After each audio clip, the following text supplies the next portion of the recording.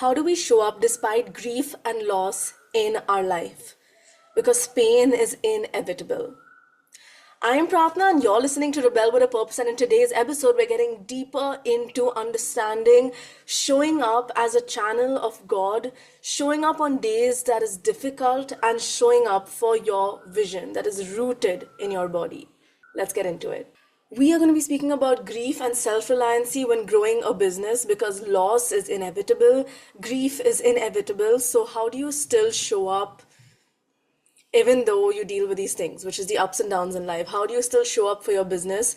And I'm going to be sharing like my experience when I've gone through a really tragic incident, or I've gone through something that's really difficult and I still showed up because I made a prior commitment, and how that actually turned out to be compared to what I thought it would turn out to be. Because sometimes it's not just you doing what you're doing, but it's the divine that flows through you, especially in times when you don't feel like you have the capacity to deliver or to give, right? So that's what we're going to be talking about deeper in today's episode, which is, if it is for people who are grieving, who have grieved in the past and still choose to show up for this rooted vision that they truly believe in. And it's not about pushing through, it's not about toxic positivity, it's not about everything happens for a reason and everything happens for your good. Because trust me, if I'm going through something and someone tells me that this is happening for your good, I actually would get so triggered, but because I'm just like, let me just live in the sadness for a bit. Like, let me just process this information. Let me process what has happened. Please don't tell me that everything happens for my good right now. Like, no one wants to hear that when they're grieving. No one wants to hear that when they've gone through something that is tragic, when they've gone through a loss. Never ever tell a person that this happens for good when they're going through something bad. Okay, give it time. Let the person process it. Let them emotionally come to terms with what has happened, and then we can probably look at it in a more positive way. Or probably never, because there are some things in life I still don't think happened for a good reason, or probably did, but I just don't understand the reason, so I don't really give it much thought or energy. I just let it go. It happened, it was shitty, and that's what it was, and then I move on from it. But I don't always put a positive or a rosy, like rose tinted glasses to everything that has happened in my life, because I don't think that's very real. And I think that when I do that, I'm not being true to myself. I'm not being true to my emotions. Like, if there's something that has made a big scar in my life, like, that's what happened and that's what it did. I don't need to look at it in a positive way always. That's just what I feel. I hate toxic positivity. So, okay. So now to start off, what exactly is grief and what is self-reliancy, right? Grief is a natural emotional response to something that's happened in life that has caused a loss that is irreplaceable, such as the death of a loved one, but it can also arise from like other life changes, like going through a breakup, shifting locations. All of this can cause grief. Like when you leave something and start something new can also cause grief of your past life, right? Ego deaths are also grieving your past version. Okay, and that's what grief is. Grief can come in so many forms in your life and in so many intensities. But let's look at self-reliancy now and what I mean by being self-reliant. It's not about being alone and it's not about not seeking help, but it's about sovereignty, which is knowing that you have it in you to resource yourself when shit goes down. Like on your tough days, you have everything that you need within you. Yes, you can reach out to friends. Yes, you can reach out to your community. And honestly, you should if it's really difficult. But I also want you to know that you have it within you to take care of yourself always. And self-reliance is all about how we underestimate how much capability we have to pick ourselves back up, to be resilient, to have grit. We're all so much more powerful than we think we are. And so it's really important to recognize the fact that, especially when you're going through something difficult, that you are so powerful and you have the ability within you to get back up. Obviously, take how much ever time is needed, but you have the ability within you to get back up. So that's what self-reliance is all about. Now, when you're grieving, the number one thing would be make space for the void, right? Like create buffer days, say no, let yourself rest without guilt. Literally, like create buffer days, say no, let yourself rest, because a lot of times when we're grieving, we feel this toxic masculine pressure to still show up regardless of what's going on in our personal life. And we try to compartmentalize the professional and personal life. And to be very honest, a lot of women can't do this. If there's something that's wrecking my personal life, it's going to come into my professional life. And a lot of times, because we're building, like, especially in this industry of building personal brands in the coaching industry, I don't mind my personal life leaking into my professional life because I believe I'm an artist and everything I put out is my art. So it is going to be inspired by my personal life. Like my business is very inspired by my personal life and vice versa. Like they're so interconnected. That's why I don't believe in work life, balance. It's actually work life mess. And I kind of like it that way because everything inspires everything. And I love what I do. So it's kind of like part of my life. I'm constantly thinking of ideas for my business, and it excites me, it makes me feel alive. So when you're building a soul aligned business, like it's okay for your personal life and your professional life to mesh with each other. Like you don't need to compartmentalize. And I've realized for a lot of women compared to men, it is much harder to compartmentalize because it does affect your emotions, it does affect you on a deeper level, and it's very difficult to just show up acting like it's all okay when it's not in your personal life. So I remember I had a breakup, and then I had like a 3-day event and a 6-day training. So it was one of my biggest free events that I was ever doing in my business. And then I was like, how the hell am I going to show up for this? Because I just feel like shit. I had a mental breakdown right before my first workshop and my second workshop. There were like 3 workshops every single day, Monday, Tuesday, Wednesday.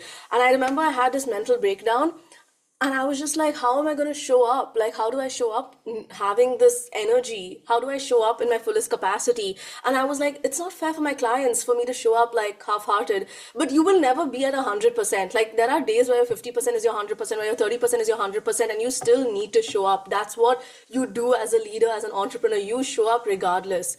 And so, like, on that workshop day, I showed up. But what really pulled me through the workshop, I have no idea. Like, I felt like that was some divine force. I don't know how I got through it. I don't know how I gave so much value. I don't know how I got amazing feedback, even though I was in the worst state in my life. That is when the divine comes in. That is when you channel. Because as I keep saying in my content also on Instagram, I keep saying that we are channels, right? It's divine that's flowing through us. If you had an idea that was planted in you, it wasn't planted for no reason. It was God that put that vision in your mind, in your heart, and now you're living that vision. So whenever you're doing something, it's always God flowing through you.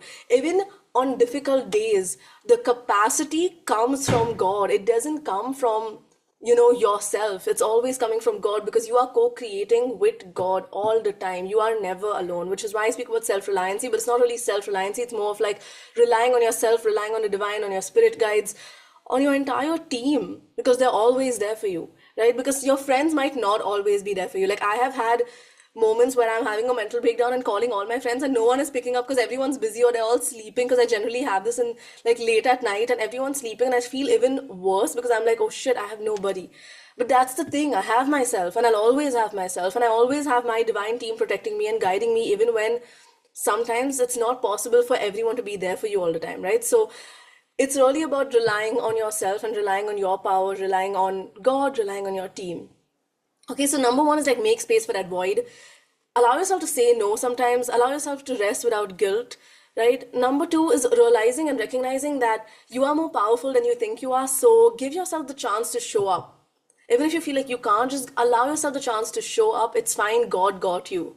Okay, allow yourself the chance to show up. Number 3 is create from rawness, not rush, right? So if you choose to share about this grief, and you don't have to share about everything that goes bad in your life. You don't have to share about like what's going wrong, what's going south in life. But if you choose to share about it, because honestly, these kind of content pieces where you're sharing about your grief shows how real and authentic you are, and this is magnetic. This is what people are magnetized to. They don't want to see your performance. They don't want to see how you're perfect. They don't want to see how you know everything and how you've had all these positive reviews from your clients. I mean, that's a good part too. It shows the trust that you've built with clients and the work you do. But people want to know the real you.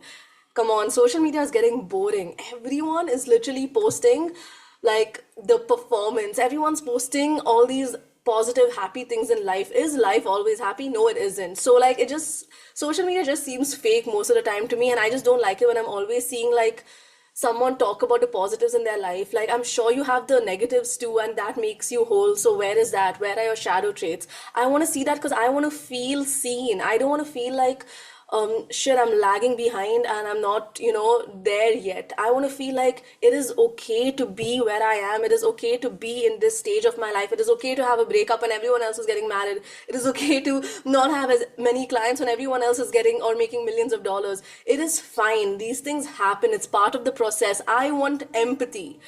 And so do my clients, and so do all of us. When we are on social media, we want to feel seen, we want to feel heard. Your clients want to feel seen and heard. So, are you putting out a performance and perfectionism, or are you putting out the real you, which includes your vulnerability and your grief? And it's okay to talk about your grief only once you've processed it and you're comfortable talking about it. Of course, you don't have to talk about everything, but it's things that you feel are comfortable to talk about. Honestly, this makes your personal brand. Like your grief makes your personal brand. Your pain is your greatest source of power. Talking about this shows how human you are. People won't buy from you because they look at you as some authority figure. They will buy from you because they can resonate with you and they see you as a few steps ahead of them. So they see that this can help them. So please be human and give that space for humanness, even on social media, on your profile. Like, people will love you even more for doing that, and the right people will follow you, the misaligned people will unfollow you, and that doesn't matter. It's completely fine. But allow that process to happen naturally by truly being yourself, by putting yourself out there.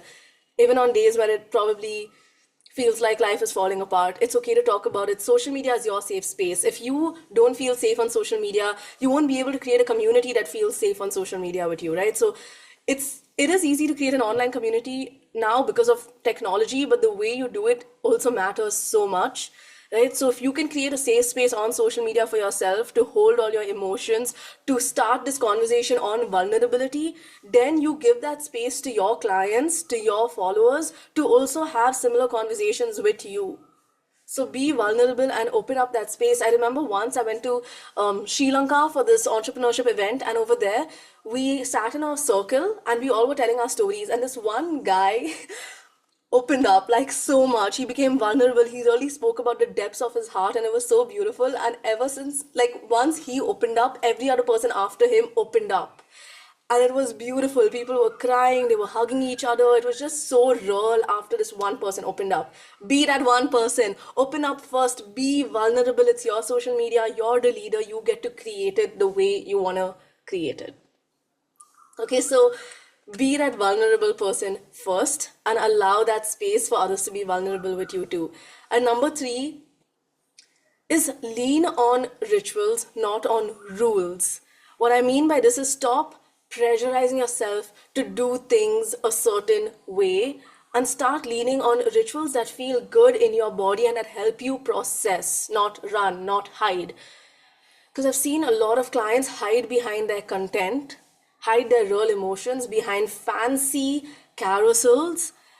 But what needs to be done instead would be processing, creating a safe space for your emotions. And we all have big emotions, right? So it's about really like processing these emotions, leaning on rituals. It could be a prayer, it could be journaling, it could be movement. Somatic work is my favorite type of processing emotions. And going back into your why. Why did you start this business in the first place? Why are you showing up on social media in the first place? Why do you care? Why is it important to you? Even on days when life is falling apart, why is this important for you? When you root yourself back into your why, you will be able to show up even on days when life is lifing. You will be able to show up for your workshops, you will be able to show up for your Instagram lives, you will be able to show up for your podcasts, whatever. So going back and rooting yourself into the why is really important to anchor yourself in these rituals in your body. Okay, so that's about it. Just to remind you again to end off this Instagram live and to end off this podcast, the main takeaways from this episode is all about showing up regardless, processing first, allowing space for your own vulnerability and making Instagram your safe space, showing the fullness of who you are rather than performing, because your clients don't want to see how perfect you are, they want to see the real you. And rooting yourself in your why, anchoring yourself in your purpose of why you started this in the first place, which then allows you to show up even when life lives, right? All of us deal with grief, all of us deal with loss in different ways. But it's important that when you feel this, when you process it, which is why the note on my Instagram is felt pain can be your greatest source of power. Felt pain. It's not just pain. It's pain that you've processed and felt. There is some pain in my life that I have not processed yet. I felt it. I feel it a lot. I don't think I'm there yet where I can talk about it or where I can share about it. And I don't know how to transform it into my power yet. I feel like I'm still getting there. I'm still learning how to do that. But I'm not there yet. I just don't feel intuitively aligned to sharing about it on Instagram. So I don't talk about that. But other aspects that I feel like I have processed and turned into my power, that I share. That has become my personal brand today. So your pain, your grief, when you feel it, when you process it, can become the strongest asset of your personal brand. So here's to sharing your vulnerability once you feel like you've processed it and turned it into your power. Well, that was the end of this episode. I really hope you took those golden nuggets and now feel more empowered to showing up as your fullest self, showing up as both your ego and your shadow, because they both exist within you. Your wholeness and rawness deserves a space to be seen. So let's be vulnerable and let's go create something that is real and impactful. You're listening to Rebel with a Purpose, and I am Pratna, signing off.